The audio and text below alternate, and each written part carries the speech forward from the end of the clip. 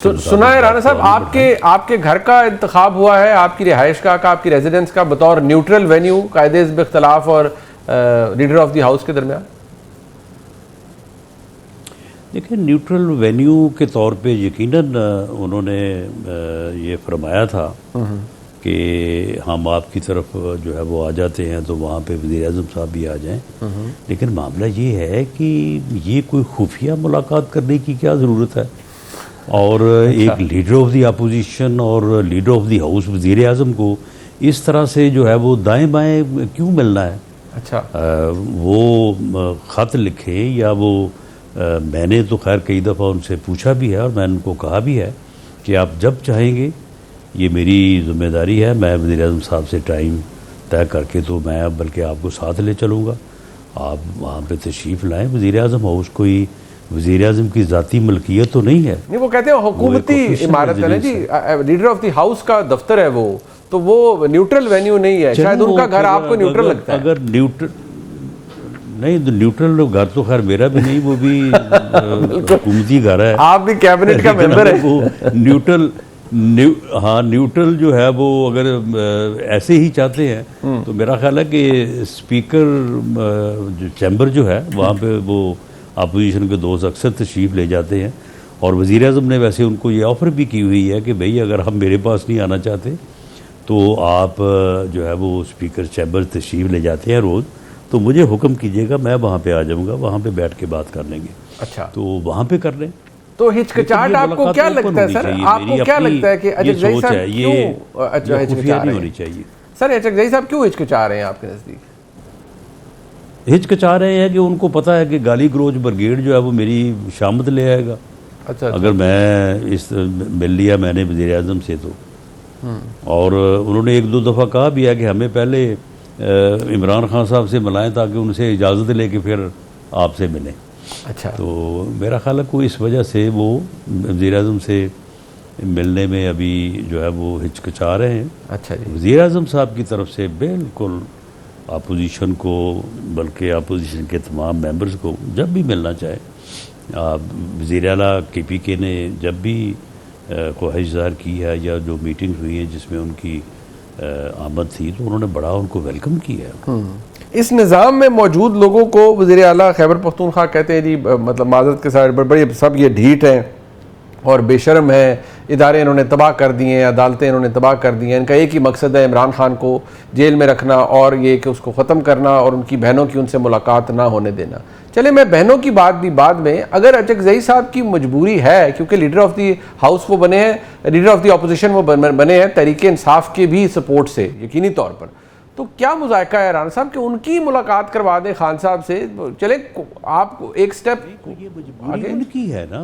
हाँ जी, ये मजबूरी उनकी है ना, हमारी मजबूरी तो नहीं है ना। तो जनाब हुकूमत में आप है ना, फैसिलिटेट आपने करना है, कोई रास्ता आप भी खोले ना राणा साहब। नहीं तो मैं कहाँ, यानी मेरी क्या, ये मेरी ड्यूटी है कि मैं वहाँ पे रजिस्टर लेके बैठा हूँ मुलाकातें करवाने या ना करवाने के लिए, या वज़ीर-ए-आज़म की ये जिम्मेदारी है। अच्छा, अगर वो मिलना चाहते हैं तो वो जाएँ, सुप्रीडेंट से बात करें। अगर superintendent in accordance with law काम नहीं करता तो अदालत में जाएँ। अदालत, क्योंकि वो जुडिशल कस्टडी में है ना, he is not in government custody, he is in judicial custody. वो अदालत जाए, अदालत से मुलाकात के ऑर्डर्स लें और मुलाकात करें। वो जो ऑर्डर लेते हैं तो वो सुप्रीडेंट जेल उस ऑर्डर की वो तामील नहीं करते, वो कहते हैं इंतशार है, वो नहीं मानते, दो रुकनी बेंच का ऑर्डर लेके बैठे हैं। ऐसे नहीं है।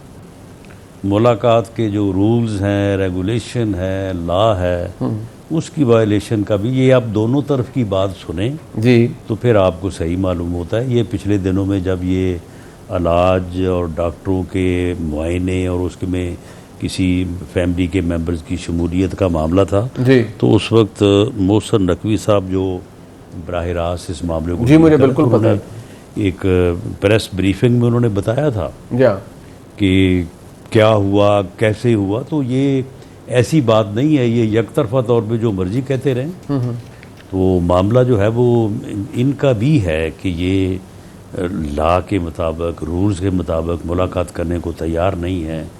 वहाँ पे जो गुफ्तगू करते हैं उसको फिर बाहर आके जिस तरह से एक्सप्लॉइट करते हैं, ये सारी चीज़ें जो हैं ये तो जब ये अदालत में जाएंगे तो अदालत अगर दूसरे फरीक को बुलाएगी तो फिर आमने सामने ये क्यों नहीं जाते अदालत, इसीलिए नहीं जाते ठीक कि वहाँ पे ये चीज़ें सारी जो हैं ये सामने आ जाएंगी। अच्छा नहीं, बट राना साहब ये जो पाबंदी का ताल्लुक है ना, ये आपको याद होगा कि आखिरी दफ़ा वो जो हुआ, फिर उसके बाद एक बड़ी सख्त प्रेस ब्रीफिंग भी आई DGISPR की जानिब से। इस बात को 5 महीने हो गए हैं, वो उज़मा खान साहिबा की मुलाकात के बाद वो पाबंदी का इतलाक या उस पर बिल्कुल जो ना थी, वो तो अता तारड़ साहब ने और आज़म वज़ीर तारड़ साहब ने कही कि नहीं अब नहीं मुलाकात होगी, तो वही कोई गुंजाइश पैदा कर दें बीच में। देखें ना, उनकी तबीयत ख़राब, उनकी अहलिया की तबीयत ख़राब, बेशक उनको आपने अस्पतालों में भिजवाया, इलाज करवाया, लेकिन एक मसला जो मौजूद है वो कि ये कि ना फैमिली मिल सकी, ना ज़ाती मौलेज मिल सके।